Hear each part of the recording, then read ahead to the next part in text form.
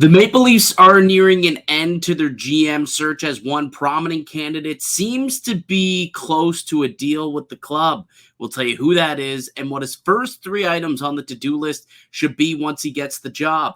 All that more coming up on today's edition of the Locked On Leafs podcast, part of the Locked On Podcast Network. It's your team every day.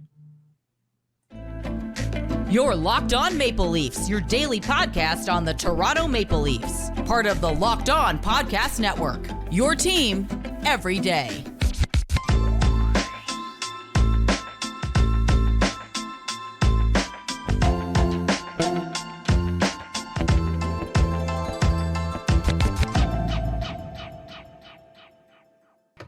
Hello and welcome into the Locked On Leafs podcast, a daily Maple Leafs-centric podcast hosted by myself, Mike DiStefano, a.k.a. Al's brother from TSN. Also, my guy, Dave Morassutti from Sportsnet. What is happening today, Dave? Nothing much, just enjoying the weather, hot weather in Toronto. It's really nice weather that we got going on right here in Toronto. I was down at the Jays game tonight. I did see that. It was perfect, dude. Perfect weather to be out for a ballpark out in a dome setting. Honestly, it was great. Nice. They won, which is nice. And I see you had a hot dog or two for Looney Dogs. I did. I tell you what, though, I tapped out early. I could have kept going, obviously, but I tapped out after the fifth inning. I got through six glizzies through 5 innings and said, I need to just stop myself here. It's not that I was full or finished, but I did stop myself at the number 6. I thought that it would be absurd to go past that number, considering that I was at roughly a dog an inning at that point. I was like, yeah, you know what? I'll just stick to beverages for the rest of the game. So I did take down six of those little loony dogs. But, it was a good game. It was a fun night out with my buddies. Came up from the Falls, and, they had an extra ticket, and they're like, hey, tag along. Yeah, no problem. Absolutely, I will. So it was good. It was a good night. But it looks like we got some pretty big news that will be close to being finalized, I would imagine. If not, by the time everyone listens to this, it'll be today, Wednesday. I'd be surprised if we don't have the general manager of the hockey club announced by end of day at this point. It seems as though the Leafs are zeroing in on one candidate in particular, and it really shouldn't catch people by surprise because it's Brad Treliving formerly of the Calgary Flames. It's a guy we've been talking about here for the last week and a half since this process began as really the main target of the Toronto Maple Leafs and the only real concrete name that has emerged as someone who had a face-to-face meeting with Brendan Shanahan for the GM job. And it sounds as though, according to a lot of the insiders, Darren Dreger also came out today and, really, if you want to pull up the tweet, actually, Dave, because I think we pulled it up here. I can't remember exactly what it says. So I just want to read it verbatim so that I don't mess it up here. Yeah, Darren Dreger, TSN Hockey Insider, said, we updated the Toronto Maple Leafs GM search earlier tonight on Insider Trading. More specifically, all signs now point to the search wrapping up in the very near future with Brad Treliving being named as the new GM. That was at 9:41 last night. So it sounds as though Brad Treliving is pretty darn close to being named the next general manager of the Toronto Maple Leafs. Dave, what do you think? Right fit, right guy? What's up? What's going through your mind? Well, and Elliot, I'll just also say Elliot Friedman says that he's the leading candidate too. So we got a double report here, so a little more validity to it. And not surprised. Like we when Treliving was the only name we really heard concrete. Had a meeting, 2 meetings actually. I'm pretty sure they said he had 2 meetings with the club. It just seemed like Treliving checked off the boxes that the Leafs were looking for in terms of when you heard Shanahan talk about what he is looking for in his next GM. Treliving was the one, all the insiders are saying he ticks off all those boxes, and that's why they were putting him at the front, at the forefront. And I've been look at the Discord as soon as that report was sent out. I'm seeing some not so happy replies to it. I'm also seeing it on Twitter too, and I get it. Brad Treliving isn't exactly the most exciting name, let's say. Well, there hasn't been a whole lot of success and Yeah. winning with Brad Treliving when he was with the Calgary Flames, right? The Flames did nothing more significant than the Toronto Maple Leafs did, right? When Kyle Dubas was here. So I understand that to one aspect where it's like, well, what did Treliving do in Calgary that makes him a better man for the job than Kyle Dubas? I think that's where ultimately, this is always going to be looked at, and they're not going to really say it's not going to be he's not going to be judged based off of how he's doing. He's going to be judged based off of, well, Kyle Dubas would have done this, right? Like he's always going to be compared to Dubas as opposed to being judged as his own man just because of how everything went down. And there's still so many people out there in Leafs Nation that believe that Kyle Dubas, even to this point, like even today, right now, as we sit here, is still the best candidate for the GM job, although it sounds as though he's pretty close to getting things wrapped up in Pittsburgh himself. But regardless, they decide to move on from him. I actually do think that Brad Treliving is probably the next best guy. Like we look at the guys who are available, who fit the criteria of what they're looking for. I mean, I don't think anybody was going to be happy with any name realistically. Like what was anyone else looking for? Like Eric Tolsky? Would that have made people more happy if they were going to go after a name like that? Like, would they have been happy, I guess, if they would have just promoted Brandon Pridham instead? Would that have made the analytics crowd happy? Like, Brad Treliving does check a lot of boxes, and if you're not happy with him, like once you've moved past Kyle Dubas and you've realized that ship has long sailed, Brad Treliving was, to me, and obviously to Brendan Shanahan also, probably the next best candidate for the job. Like, who else could they really have gotten? Yeah, I mean that's it right there. And here's what I'll say to the people who are I'm going to look at the bringing the other part about Kyle Dubas, and people are saying, well, he's not much of an upgrade on Kyle Dubas. We have to also remember, yes, Kyle Dubas did some good things, but look at the track record of what the Leafs accomplished under Kyle Dubas, right? It's not like the Leafs were, in the conference finals, have been to a Stanley Cup final in Dubas' tenure. It's not like the Vegas Golden Knights here, 4 conference finals in 6 years. Exactly, right? Like, I think that, like, Kyle Dubas did good things. We were pretty much all in line that he did everything this year to put this team on the roadmap to the Stanley Cup, and they just couldn't get it done. So that's why when people are like almost like end of the world sort of doomsday idea with Treliving coming in, it's just like it's not like the Leafs were, at the top of the mountain. Now they're coming all the way back down. I don't think that's what's going to happen here. A lot of people think, though, like there's a lot of Leafs Nation who think this is just like the start of the end of what the Leafs were. Like it was a nice 6 years of the Matthews Marner era, the Dubas era, but now they're, now things are going to snowball with someone else in charge. I don't feel that way either. Like I don't think that's going to be the case, but I've seen that type of thought process out there with a lot of Leaf fans, which to me, I don't quite get it. Like I understand. I liked Kyle Dubas. I thought he did a good job. I still to this day don't think he should have been fired. I think I still probably would have preferred Kyle Dubas over Brad Treliving, but that doesn't mean that Treliving can't come in and also find success. Like maybe a new set of eyes is exactly what this team needs. And perhaps, here's the thing.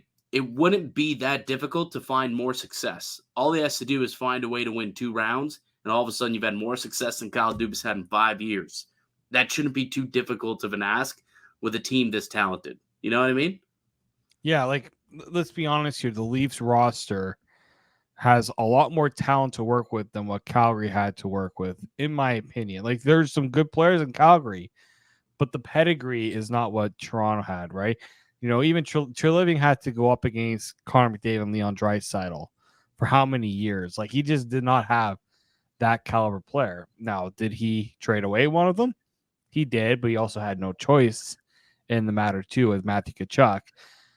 I think I brought this up when we were first bringing up Treliving's name and why I didn't think it was totally offline about having him come over. And I was talking with some friends about this. Trying to sell on players to come and play in Calgary is not easy. Like, especially because that arena, not very good. Yeah, no. Like, players think about a lot of things. One is, the lifestyle, like where they're living, the facilities that they have, and things like that. He's going to have a much easier time, again, if he's hired. We're speaking as if he's being hired. He's going to have an easier time, I think, to sell players to come to Toronto. And I think what has been the Leafs' biggest, I guess, goal in the Shanahan era was to make Toronto a place where players wanted to come to play. It wasn't like that dreaded, I want to stay away from Toronto. Like, for how many years did we hear about the Leafs failing to get a free agent to sign or have to overpay a free agent to sign because of Toronto? I feel like that reputation has slowly gone away these last few years. Players have been wanting to come to Toronto. They've been wanting to sign here, and some of them have been wanting to sign for less to do so. And I think that's the credit due to the management right now for making that a possibility. Now, with everything that's been going on the last few weeks, you wonder how that may change, how that may work into a player's mindset a little bit here. But I think if you're Shanahan, you're talking to your players and you're talking to the guys on the roster about this move. And if you feel like there's any hesitation about this move from any of them, like an Austin Matthews, about this move, I don't think the Leafs are doing it if those guys aren't on board.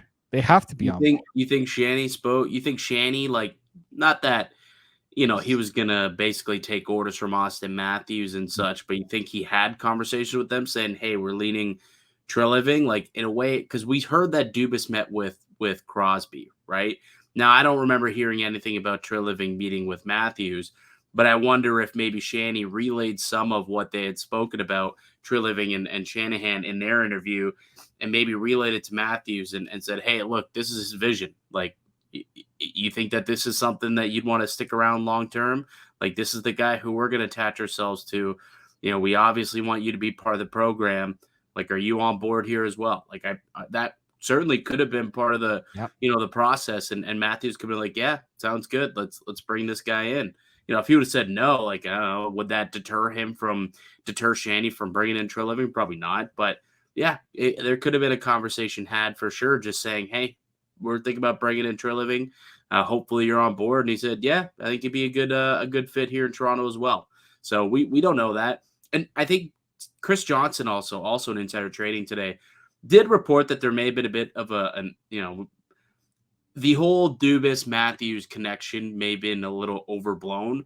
He actually came out and said that there's still a chance that there could be a extension that could get done before July 1st still. Mm-hmm. Like, that very well could still happen. He believes that, there was a lot of headway that was made.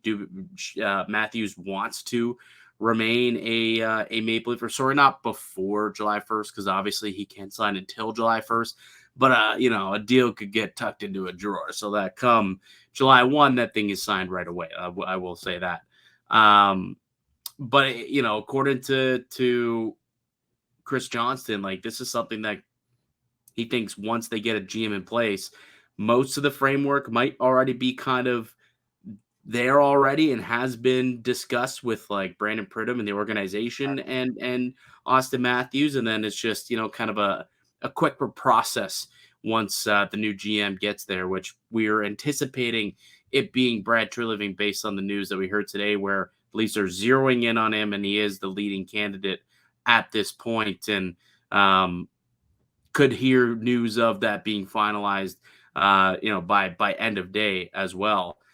But when he does, or if he does, I suppose, end up becoming the general manager of the Maple Leafs, there's going to be a lot on his plate, lots to do for the incoming GM. We're going to toss on our GM hats for the rest of the show, Dave. because we're looking at the first 3 things on the to-do list that we believe the GM would have to do. So we'll let you give your 3 things, and then I'll do what I think are the 3 things that he should first accomplish in his first week as general manager of the Maple Leafs. So we'll get to that in just a moment. But before we do, let me tell you about one of today's show sponsors. They're good friends over at FanDuel. Make a fast break to FanDuel during the NHL playoffs, because right now new customers can get a new no-sweat first bet up to $2,500. That's $2,500 back in bonus bets if your first bet doesn't win. There's no better place to bet on all the playoff action than at North America's #1 sportsbook. Visit FanDuel.com/lockedon and get a no-sweat first bet up to $2,500. That's FanDuel.com/lockedon. FanDuel, official sports betting partner of the Locked On Network. Welcome back into the Locked On Leafs podcast. I'm Mike DiStefano. Got Dave Morassutti with me. We're hosts here at the Locked On Leafs podcast, a daily Maple Leafs podcast. Put out new content each weekday, Monday through Friday. If you are an everydayer, you know who you are. Thank you so much for coming back and listening to the show or watching us up on YouTube. If you're just stumbling upon us now and you're thinking, hey, I like kind of what these guys are saying, hey, we'd appreciate it if you came back each and every day to listen to our show. If you could, leave a like on this video and subscribe to us on YouTube as well. That'd be greatly appreciated. And hit the little notification bell as well so that you know when we put out new content. All right, Dave, this is going to be a fun little exercise. I'm excited for it. We're going to put our GM caps on. We're going to be, let's say it's Brad Treliving who does get the job. It's highly anticipated that he is going to be the man who ends up being in charge of this club going forward. So let's kind of put our GM caps on, channel our inner Brad Treliving, and we're going to go through the first 3 items on the new GM's to-do list that we believe the general manager must get done. Why don't you kick things off here? Give me your 3 things that you think that they need to do. Maybe we can separate them. So you give me your first, and then we'll move to your second, third. But what's the number one thing, the first thing that the new GM's going to have to do once they get announced as the new guy in charge in Toronto? Get the coaching situation figured out. Like, Yep.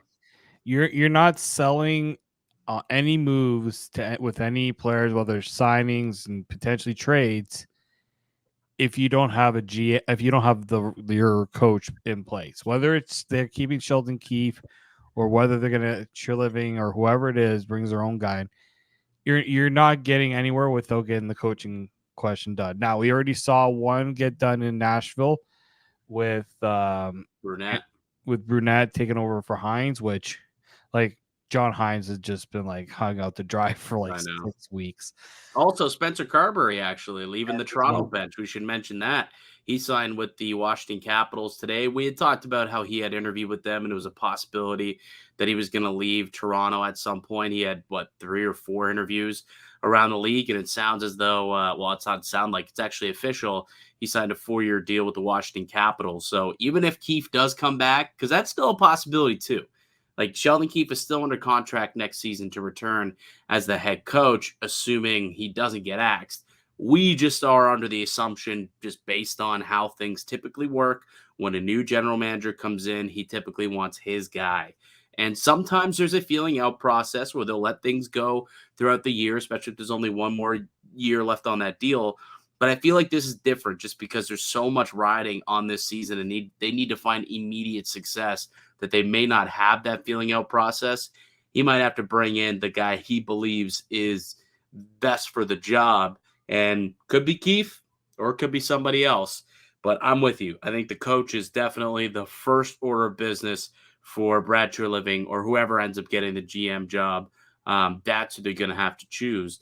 The next question, though, Dave, is, if not Sheldon Keefe, then who? Like, is there anyone who you've been thinking about recently who you think would be a good option here in Toronto, or, the kind of coach that you think maybe Toronto could be targeting? I mean, I brought it up on our co-sign, no sign. If you didn't watch the last episode, shame on you. But I'm going to kind of bring a little spoiler to that and say, I think Joe Quenneville I understand the issues that the hurdles the Leafs would have to go through and he would have to go through to get back in the NHL. He's a guy that I've had my eye on, the last little bit, just because when you're looking for that voice, that right coach to get a team over the hump, why not do it with a guy who has done it for so many years Well, in Chicago? I could think of a reason or two for why you shouldn't, to be fair. But I mean, yeah. I'm thinking more about what happened in Chicago, how he lost his job in Florida, deserving because of the mismanagement there. But at the same time, like I saw a Blackhawks team that with the talent that they had, like that's a very tough thing for a coach to have to deal with and manage. I thought like I don't think there was any question other than when Mike Babcock was always Team Canada coach, he was always like that second guy that a lot of people were talking about. So that he was kind of one that I was looking at. Now let's say the Leafs don't want to go and open that rabbit hole, which I can totally understand. That's a lot of baggage, and especially with Toronto, that's not an easy thing to sell. I would say. So let's say that's not the guy. It's so tough because I think it's going to be a veteran voice. I don't think they're going to go through what they did with Sheldon Keefe and go with a guy who is unproven in a way. So like I don't know if like Mike Sullivan is the guy. If let's say Pittsburgh decides to also change direction, he would maybe be another guy that you look at there. But again, the Penguins have looked very lackluster the last few years. I don't know if that's.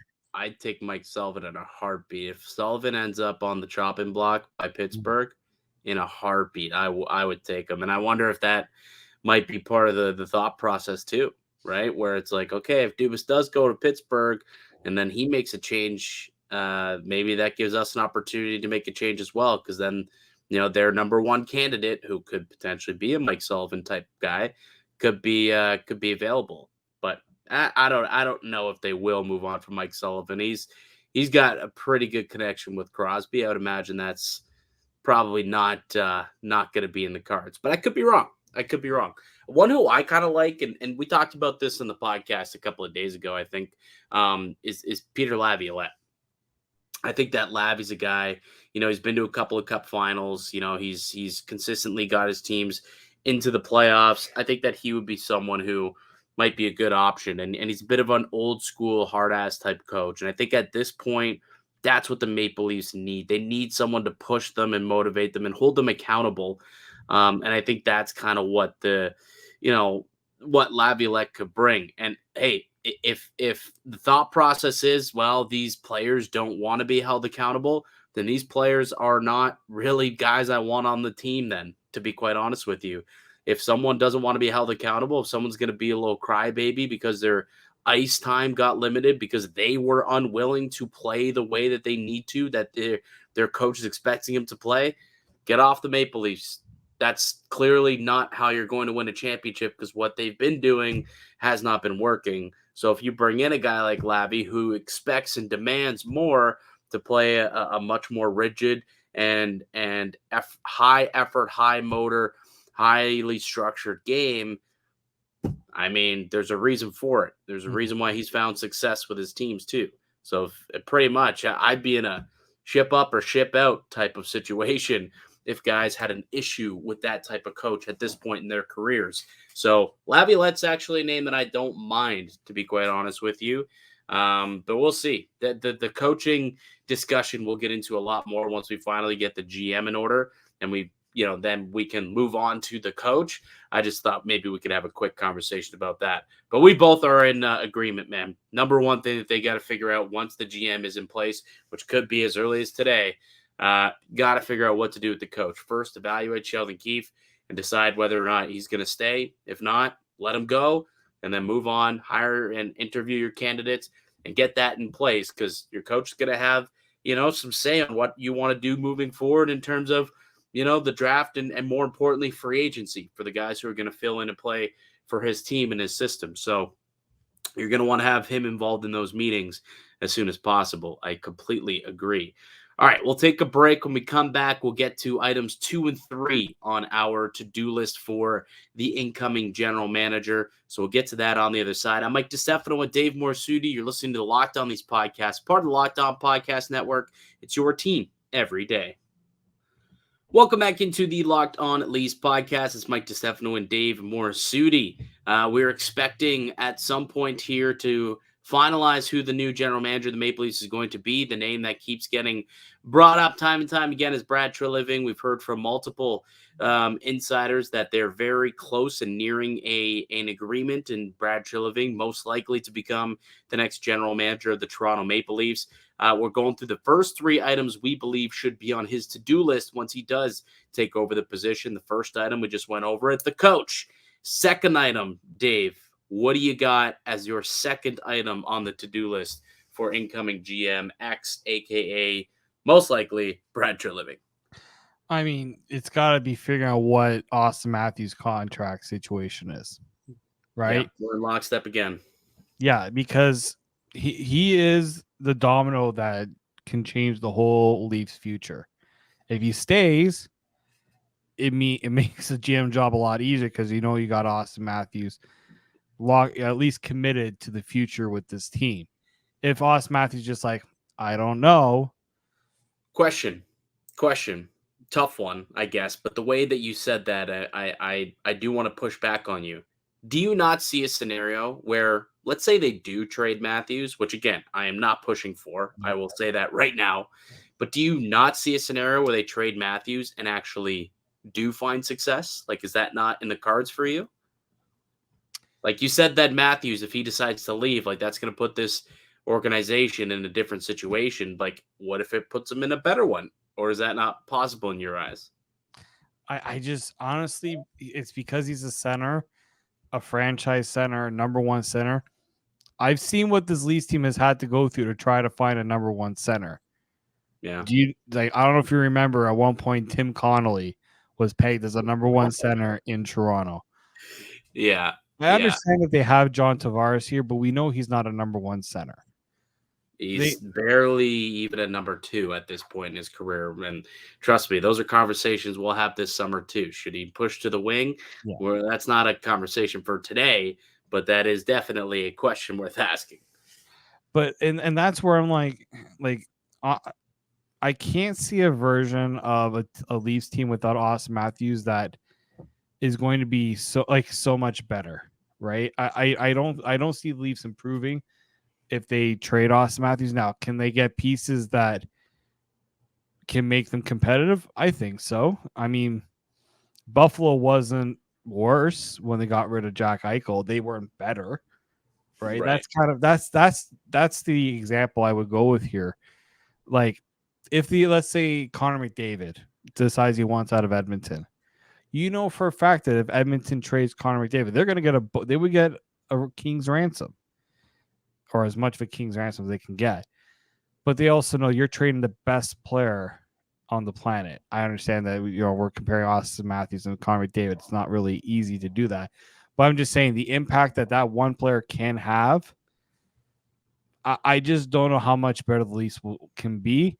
But at the same time, I know that you can add pieces that can keep you competitive. I just know that you need those game breakers. You need that number 1 guy, and I just don't know who would be out there that the Leafs could get that would put them over the top by trading Austin Matthews.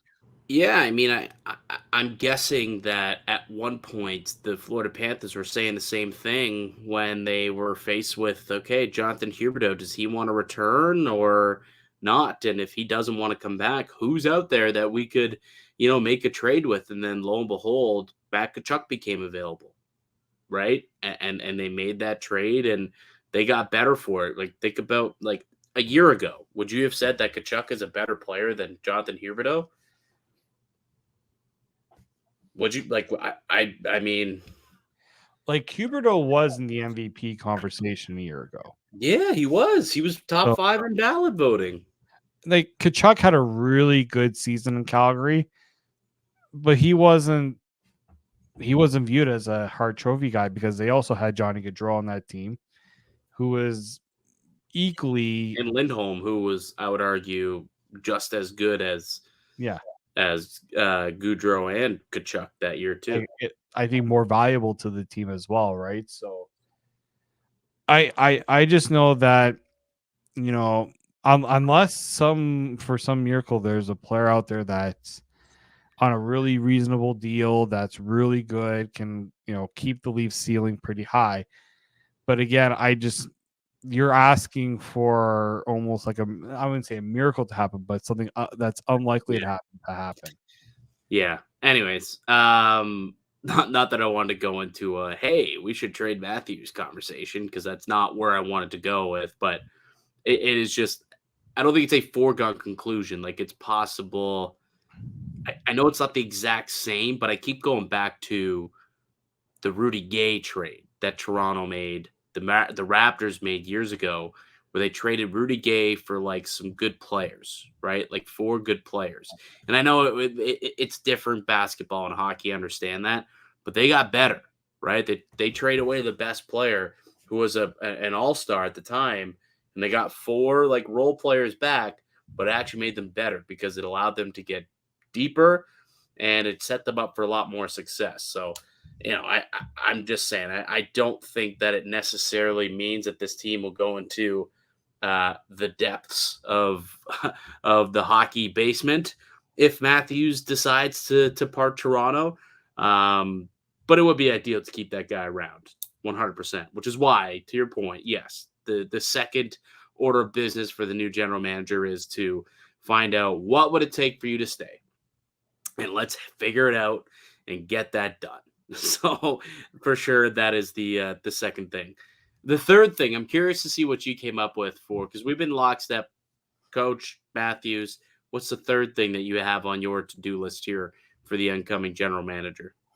I think trying to find another game breaker on the blue line, trying to find a way to upgrade that defense. I like that, actually. I do like that option. Because look, you got Riley locked up. Brody I think is in his final year. You got Jake McCabe locked in. You got Timothy Liljegren, Giordano. He's signed for another year. They've got their 6 if they want. Yeah. Like, they've got their 6. They have a blue line put together right now. But like, it's guys, you know, it's guys. I don't think you have enough playmakers on that blue line, or guys that I can see that can, like, when we're talking about like pushing pace and trying to add a little more offense, it doesn't necessarily mean you have to add it up front. You can add guys that are more willing to be a little more, can produce a bit more from the blue line, right? You look at Florida, Brandon Montour. Yeah. How much he has meant to that Florida team in that on their run. Yeah. And they didn't trade much to get him. Like, God, did Buffalo really underestimate Brandon Montour? Or it's also maybe just everybody that leaves Buffalo seems to do better. Yeah, Montour, Eichel, Reinhart. Yeah. There's a good list of former Sabres, Allmark, but I'm just talking about guys in the Cup final, like right now, right? So yeah, it's a good list of guys who are playing for the Stanley Cup right now, but not in a Sabres uniform. That's a really interesting one, actually. I didn't even think about that. For me, I thought, like, you got to figure out the trade market for what it would be for one of those, like, pretty much Nylander and Marner, because I've come to the conclusion that, you know, you're probably not trading Matthews, despite what we talked about a couple of minutes ago. I was playing very much devil's advocate. Like, we're not asking for it. No, and so I don't want to hear it in the comments. Oh, you want to trade Matthews? Are you stupid? No, I don't. I'm just saying. I will comment if people do write that. I'm going to comment. Are you stupid? Did you listen to us? Keep listening. Keep listening, guys. Keep listening, but we're going to call you out. But I think next up, like, once you figure out what you want with the coach, you figure out what it'll take to get Austin Matthews signed, then I think you do need to figure out what's the market for Nylander and Marner. Because I'm still of the belief that, look, I still think this roster needs a shakeup. I still think that they do. And personally, again, I've been on the record multiple times saying I think it's Mitch Marner that I think the team needs to try and look to trade. I think there would be considerable interest on Marner too. 2 years left on that deal. And look, he's a 99-point Selke candidate. We just haven't been able to see that success shine through in the playoffs. And I think that this group has been given every kick at the can to try and do that. And I think at some point there's got to be consequences. And there's no better time to make a change and a switch than when you're bringing in a new general manager. And he's got someone who's done this before. We talk about the Tkachuk trade all the time. Tkachuk and Huberdeau. That was Brad Treliving who made that trade, who put that deal together. He has experience in blockbuster deals. Dougie Hamilton for Elias Lindholm, Noah Hannafin. That was Brad Treliving. This guy makes big-time swings. So if there was any guy who you were going to bring in expecting, okay, we might need, a bold trade to be made this offseason, that is something that Brad Treliving has been known to do. That is something I think that he would have to make pretty early on. Because, again, you do have those no trade kicking in on July 1st. Marner, full no move. Nylander's got a modified no trade. I don't remember if it's 10 or 16 teams, but he's got a modified no trade. So if you can make that deal at the draft, that's significant. And we know that a lot of these deals that happen at the draft aren't necessarily started at the draft. They're started weeks in advance, and then they got most things already hammered out. And then at that point, it's just like, okay, let's make it official here with the pick that we're going, now that we're on the clock, let's make it official. So that would be me. Gauge the trade market for Nylander and Marner. That would be the next, best thing to do, I think, for the general manager coming in. I'm sure some people are sitting there saying, hey, Mike, Dave, there's some unrestricted free agents that they're going to have to attend to here. Yeah, I understand that. But what I would say is a lot of those UFAs actually have already been talking with the Maple Leafs. Like Brandon Pridham is technically acting as an interim general manager right now. He's having conversations with agents and trying to figure out what it would take to bring them back and having those preliminary discussions. So that those deals and those negotiations have been ongoing since the season ended. And I think that, those will continue, obviously, once they hire this new general manager. But ultimately, I feel like these are the three main things that they got to get to. I think the UFAs will kind of sort themselves out, but these three items, I think, will take a little bit more heavy lifting from the incoming GM. So that's why I kind of had those as my three. The D1, again, it's very similar to mine. Like, you could obviously find an impact defenseman. Well, how can you do that? By trading one of Nylander and Mitch Marner, right? Like, It doesn't have to be forward for forward. You can go and get a blue liner. You could go and get a goaltender. Like, you want Connor Hellebuck? Hey, one of these players could be had for Connor Hellebuck, right? Like, it doesn't necessarily have to be forward for forward. I've said that too. But either way, it's going to be a busy 4 weeks for the incoming general manager, who, again, we expect to be Brad Treliving. And that should be announced at some point very soon, according to TSN Hockey Insider Darren Dreger. Any last thoughts or comments you want to make here, Dave? Yeah, you talked about trying to figure out what the trade market is for Nylander and Marner. If you're Brad Treliving, and let's say Brad Treliving again is the guy, what do some GMs like to do when they come into a new situation? They like to go and find some familiarity, bring in some guys they might know of from their past team. There's a situation in Calgary right now where Elias Lindholm is going to be a name to watch. We brought his name up earlier. You're talking about Mitch Marner and potentially William Nylander as trade candidates. I think you're calling the Calgary Flames and saying, hey, if Elias Lindholm isn't willing to sign with you, how about we work out a little deal here? Right? Like, I think the number 2 center, I would say. Number 2 center plays a two-way game, plays the right way. Right. I think he'd be a perfect candidate if he's available on the open market. Like, he's got to be you're knocking on the door trying to see what it takes there. Are you trying to send Bill home to Calgary? Is this what you're trying to tell me? You think Bill Nye, the wrist shot guy, born in Calgary, Alberta, might become a Flame at some point here? Is this what you're trying to manifest? I do know the Flames are a team that are trying to add some offense, and the Leafs have two guys. It doesn't even need to be Bill Nye. It could be one of him or Marner that could give the Flames truly did miss Johnny Gaudreau. They did. I think Nylander would actually be a pretty good fit there. He would have a guy like Jonathan Huberdeau to set up passes for him. There are quite a few guys on Calgary I do like. I think the Leafs should look into a guy like Andrew Mangiapane. I've always liked him. You know, he has a modified no trade clause that kicks in July 1st. You know, he has 2 years left on his deal.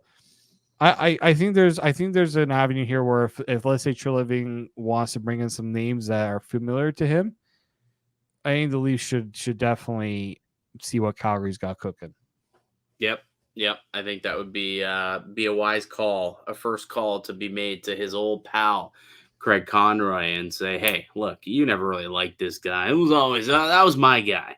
Come on, give him back to me. Come on." That'd be funny. That'd be interesting if that did come to fruition.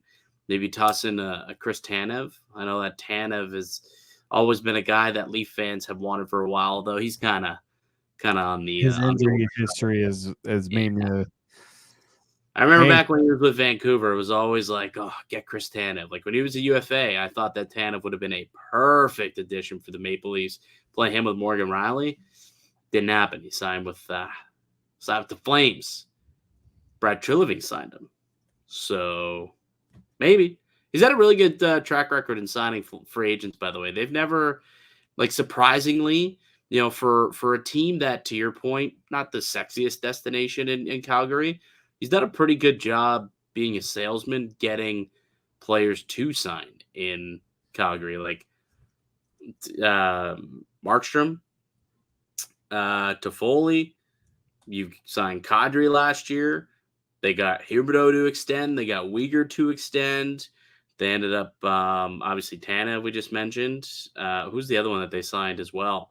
That was part of that whole thing. Blake Coleman, they brought in, was a pretty big ticket free agent at the time.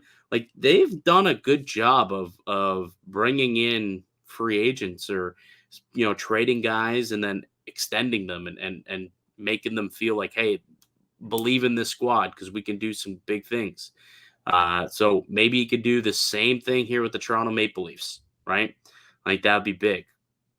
He's got to be a salesman at the end of the day if he's going to be the general manager here, because you got to sell a lot of hope. There's a lot of Leaf fans that aren't going to love this announcement and this hiring. So he's got to sell some hope that things will be better under Treliving, and they'll win more rounds under Treliving than with Kyle Dubas. But we'll see. We'll see what happens. Again, we expect some news fairly soon if the reports we're hearing are correct. Maybe the next time we speak with y'all, the GM will officially be in place. But that'll do it for us here today on the podcast. I'd like to thank you all for listening and supporting the show. You can subscribe to the Locked On Leafs podcast on YouTube. Also, wherever you get your podcast from, you can receive daily Maple Leafs-centric content.